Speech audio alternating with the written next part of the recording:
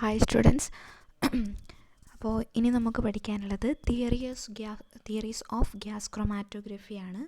മെയിനായിട്ട് 2 തിയറീസാണ് gas ക്രൊമാറ്റോഗ്രഫിയായിട്ട് relate ചെയ്തിട്ടുള്ളത്. അതിൽ first one plate theory and second one rate തിയറിയാണ്. അപ്പോൾ അത് 2 തിയറീസും വളരെ ഇമ്പോർട്ടൻസ് ആണ് കോമ്പറ്റേറ്റീവ് എക്സാംസിനും അതുപോലെ തന്നെ യൂണിവേഴ്സിറ്റി എക്സാംസിനൊക്കെ ചോദിച്ചിട്ടുള്ളതാണ്. അപ്പോൾ അത് നമുക്ക് എന്താണ് പ്ലേറ്റ് തിയറി എന്ന് നോക്കാം.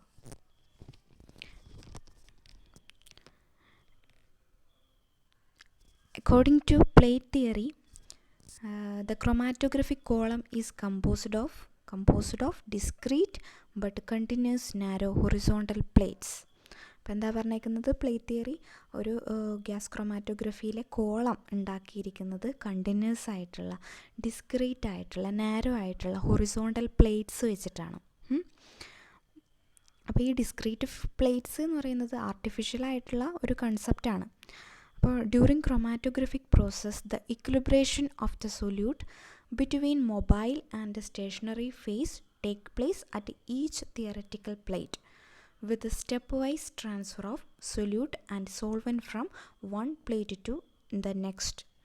അപ്പോൾ ക്രൊമാറ്റോഗ്രഫി കോളത്തിലുള്ള സൊല്യൂട്ടിൻ്റെ കോമ്പോണൻസിൻ്റെ സെപ്പറേഷൻ എങ്ങനെയാണ് നടക്കുന്നത്, ഓരോ പ്ലേറ്റിൻ്റെയും മൊബൈൽ ഫേസിൻ്റെയും സ്റ്റേഷനറി ഫേസിൻ്റെയും സൊല്യൂട്ട് ഫേസിൻ്റെ ഇടയിലുള്ള ഇക്വിലിബ്രേഷൻ, ഓരോ പ്ലേറ്റിൻ്റെ ഇടയിലും എന്ത് ചെയ്യുന്നു, സൊല്യൂട്ട് ഇക്വിലിബ്രേറ്റ് ചെയ്തിട്ടാണ് സ്റ്റെപ്പ് വൈസ് ആയിട്ടുള്ള ട്രാൻസ്ഫർ നടന്നിട്ടാണ് ക്രൊമാറ്റോഗ്രഫി കോളത്തിലുള്ള സെപ്പറേഷൻ നടക്കുന്നതെന്ന് പറയാം.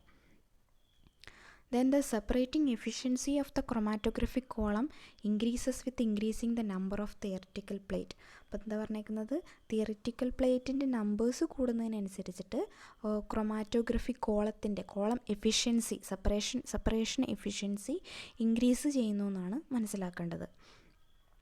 Thus the number of theoretical plate, capital letter N, is used as the measure of the column efficiency. അപ്പോൾ കോളം എഫിഷ്യൻസി കണ്ടുപിടിക്കാൻ വേണ്ടിയിട്ട് നമ്മൾ N ആണ് യൂസ് ചെയ്യുന്നത്. N can be easily measured from the chromatogram. അപ്പോൾ ഇവിടെ ഒരു ക്രൊമാറ്റോഗ്രാം കൊടുത്തിട്ടുണ്ട്. അപ്പോൾ N എന്ന് പറയുന്നത് 16 × T divided by W the whole square ആണ്. അപ്പോൾ T എന്ന് പറയുന്നത് എന്താണ്, ടൈമാണ് അല്ലേ. അപ്പോൾ ഇഞ്ചക്ഷൻ പോയിന്റിൽ നിന്ന് ഒരു ക്രൊമാറ്റോഗ്രാം പ്രൊഡ്യൂസ് ചെയ്യാൻ എടുക്കുന്ന ടൈമാണ് ടി. അതിൽ W എന്ന് പറയുന്നത് എന്താണ്, വിഡ്ത്ത് ഓഫ് ദ പീക്ക്. അപ്പോൾ ടി എന്ന് പറയുന്നത് distance between injection peak maximum, പിന്നെ W എന്ന് പറയുന്നത് width of the peak maximum ആണ്. അപ്പോൾ അത് വെച്ചിട്ടാണ് നമ്മൾ N കണ്ടുപിടിക്കുന്നത്. പിന്നെ അപ്പോൾ then the second term affecting column efficiency എന്ന് പറയുന്നത് HETP ആണ്.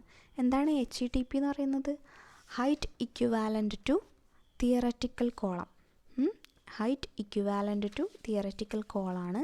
അപ്പോൾ HETP എന്ന് പറയുന്നത് it is a minimum height require four the equal distribution of analyte between stationary phase and mobile phase. അതാണ് HETP.